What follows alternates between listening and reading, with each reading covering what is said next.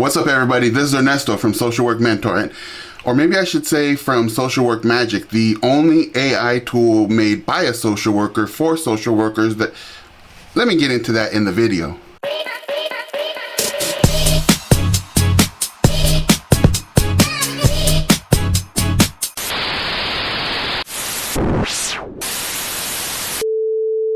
Let me start right off the top with the big news.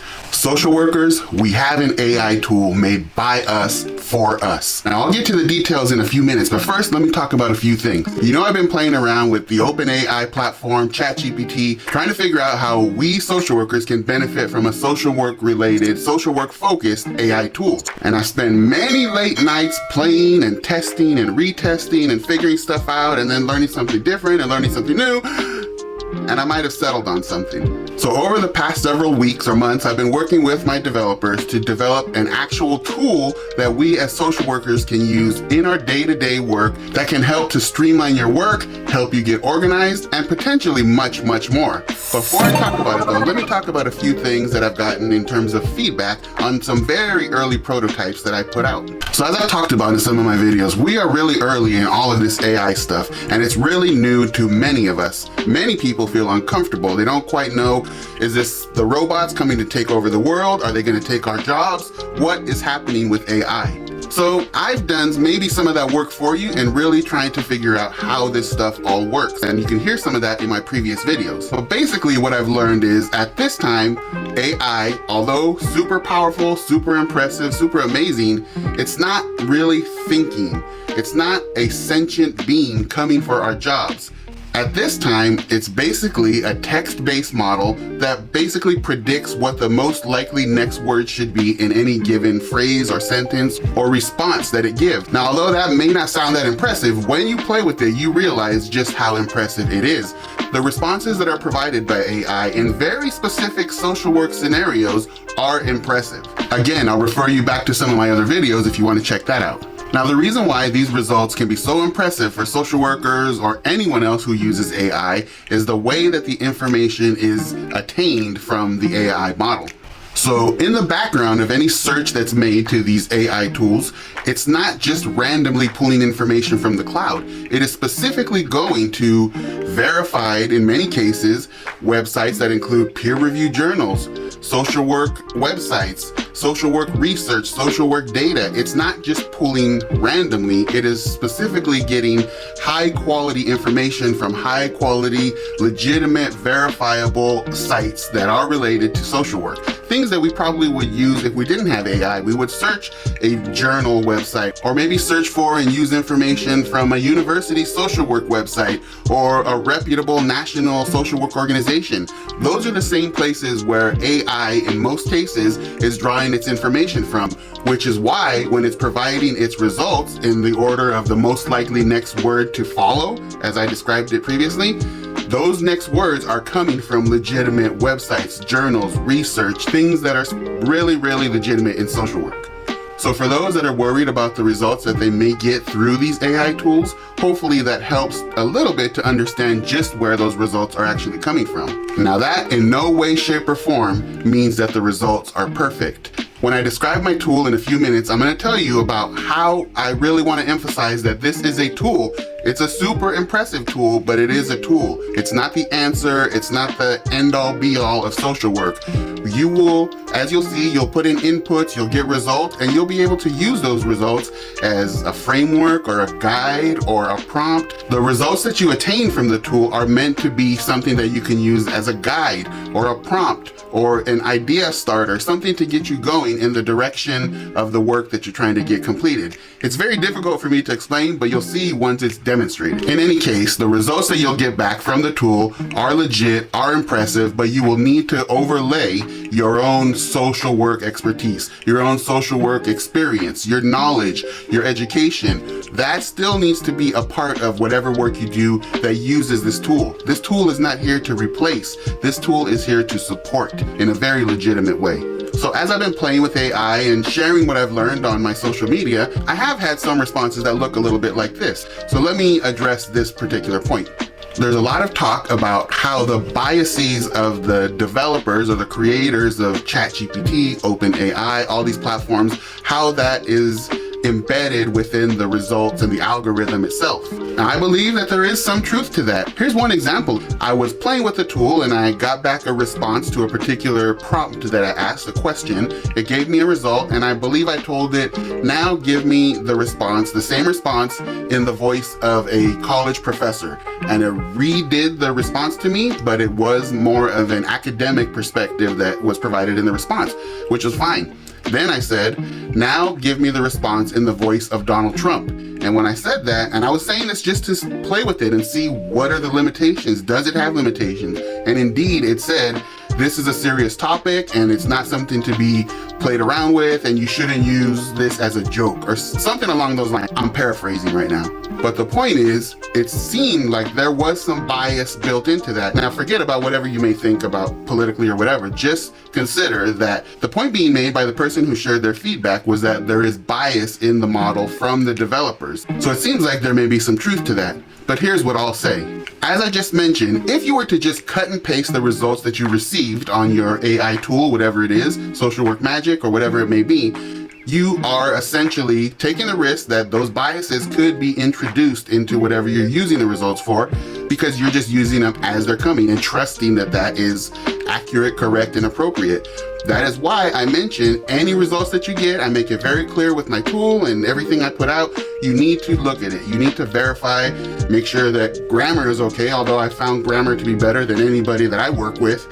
Make sure that there's are no biases that you can detect in the response, and if there are, adjust it. Make sure, for instance, there's no cultural or language issues that you need to work with. So you do need to overlay your social work expertise, and that will help to reduce any biases that are introduced by developers of the AI.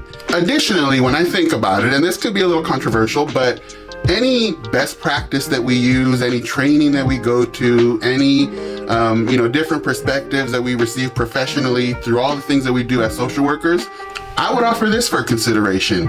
All of those trainings and PowerPoints and things that we've received come from somebody's bias. Now, that person may have the education, the experience, the knowledge base to be able to develop some bias in a particular direction in social work that is appropriate for the work. But nonetheless, there is bias introduced, in my opinion. I've been to plenty of trainings and seen plenty of things in this field over the past 27 years that have caused me to think, I don't know if I agree with that. That sounds like it's pretty subjective there, and it's not really an objective fact that I can use in day-to-day work. So my point is, I think that we day-to-day are dealing with biases that we use in the work, and this particular tool is no different. There may be biases there, but it's up to us to filter and use things in the appropriate way, as appropriate for our client or our client base or our organization or our own personal ethics or morals. So here's another pretty common one that I've been receiving as well. Now, I've kind of already talked about this in this video, and I definitely have another video that talks about the robots taking our jobs, but I'll say this about this particular comment. At least as I sit here today at the time of this recording, there's a lot that AI tools can do. When you see the Social Work Magic tool and play with it a little bit, you will see how impressive it actually is. That being said, in our profession, there is so much that we do that, again, at this time, cannot be done by any artificial intelligence, by any robots, by any text-based programs that are predicting the next words. When we think about the little subtle nuances that we deal with every day in terms of rapport building, relationships, understanding in any given moment emotions as they go up and down, and how do we intertwine our conversations with an understanding and acknowledgement of those emotions and all the different human-centered, human-focused things that we do. Those things cannot be done by AI at this time, not even the Social Work Magic tool. So although there are some professions that are beginning to get a little worried because of what they do and how AI can replace that, in my opinion and the opinion of many others, social work is one of those professions that at this time is not at risk because of the nature of the work that we do. Now here's one last one that I'll share that kind of went in the other direction and will lead me into my introduction of the Social Work Magic tool. In all the time that I've been playing with AI and developing this Social Work Magic AI tool, I have found the results to be invariably what I asked the AI to give me. If I've asked for a professional voice in its response, that is exactly what I've gotten. I would think that it was written by a colleague or an expert in the field. I've even asked sometimes for a humorous response, and it's put a little humorous twist on legitimate social work concepts. So the results that you receive can be, and really in the context of what we would use the social work magic tool for, they can be very professional. And in most cases, if that's what you ask for, a professional sounding response, that's what you're going to get. And then once you receive that response, as this user said, you tailor it to your needs. You use the response that you've received with the tool on your secure system at your office or wherever you may be. If it has confidential information, you can use it in that secure location, and then you can add on the information that tailors it to your specific case, names, specific dates, or health information, or whatever it may be, in a secure environment. So just to summarize that comment, yes, you can get back very professional responses if that's what you ask for, and yes, you can tailor them, and definitely should tailor them in a secure environment as appropriate to your needs. I believe, and those that have been testing it so far seem to agree, that this tool, I don't want to toot my own horn, but it's kind of groundbreaking, which hopefully will free you up in such a way that you can get back a little control over your workflow, get back a little bit of mental health, of well-being, and kind of get your life back basically by using the tool to streamline your work. So now, let me give you a very brief introduction to the tool. I'll be providing more information about the tool, more demonstrations, more examples, more how-tos, so make sure you subscribe to this channel so you get all that information when you hit the little bell. But for now, here's the tool. The Social Work Magic tool is an AI-based tool that has a very limited, simple set of inputs that the user or the social worker needs to input. Now, those inputs come with drop-down boxes on the majority of them based on specific knowledge and experience of a social worker with more than 25 years of experience in the field. So the user just needs to select the different items from those drop-down boxes. There's one box that allows for text entry, and that's where you can provide the details or specifics of whatever it is that you're using the tool for, and you hit submit. That's all there is to it. Within literal seconds, you will have returned to you whatever it is that you asked for. It could be a letter, it could be an email, it could be a case note entry, it could be an assessment tool. All these kinds of things are available to you in the drop-down boxes to choose as things that you want to get out of this, and that's what will be produced. As I talked about, if you want it in a professional voice, if you want it in a humorous voice, if you want it in a concerned voice or tone, all of those things are options as well. There are numerous ways that you can tailor the response that you get in a very easy, quick way, and once you do that, you will, as I said, get the exact results that you asked for based on your inputs. Now, a huge disclaimer that I don't feel like I should have to say to most of us, I think we all know, but I say it anyway. I say it clearly on the website, I say it on my videos, I say it always. Number one, this is a tool. It's not the answer to all your social work needs, but confidentiality is of the utmost importance, as it is in anything that we do. So you as a professional should never, ever enter anything into the system that is private, confidential, protected in nature. That should be obvious, but in case not, I say it anyway. But even with that being said, I've worked with my developers on the back end to include specific coding into the algorithm of the tool to not accept as a question or prompt and not to respond with anything that it identifies as personal, private, confidential information. And believe it or not, it is really good at doing so. However, the only disclaimer that I have to make to that is that because this AI technology is moving so quickly, I can't 100% guarantee that that will never happen, because the big giant model that all this stuff is built upon is constantly evolving.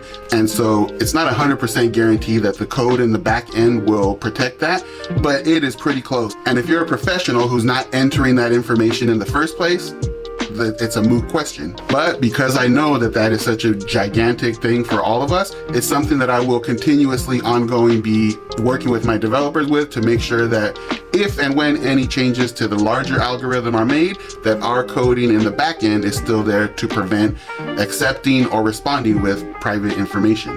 So the tool itself right now is in a beta test format. It's not completely done. There's still some work that I'm working on to get even more functionality in the tool and ready for you. But for now, it is available for people who are interested in testing it out in its limited format. Now, if you are interested in seeing this tool and maybe giving it a whirl for a quick test run before the actual one comes out, then go ahead and subscribe to this channel and then send me an email at socialworkmentor@gmail.com and let me know that you're interested in testing, and I will send you the link to test it out. Now, if you've watched this far, I do want to share with you in full transparency that if you want to use the tool now, the beta version of the tool, you can go ahead and do that in the way that I just described. But once the tool is done and ready for the full rollout, the full implementation, that version of the tool will then come with a monthly subscription fee. Now, that fee is because, number one, it does cost me in the background for every time that a search or a response is generated. There is a charge by OpenAI that I pay for that service. Additionally, it has taken a lot of work and sleepless nights to get to this point, and I kind of don't want to work for free. I feel like I've done enough of that in social work over the past 27 years, so I do kind of want to get compensated for my efforts. But here's the good news.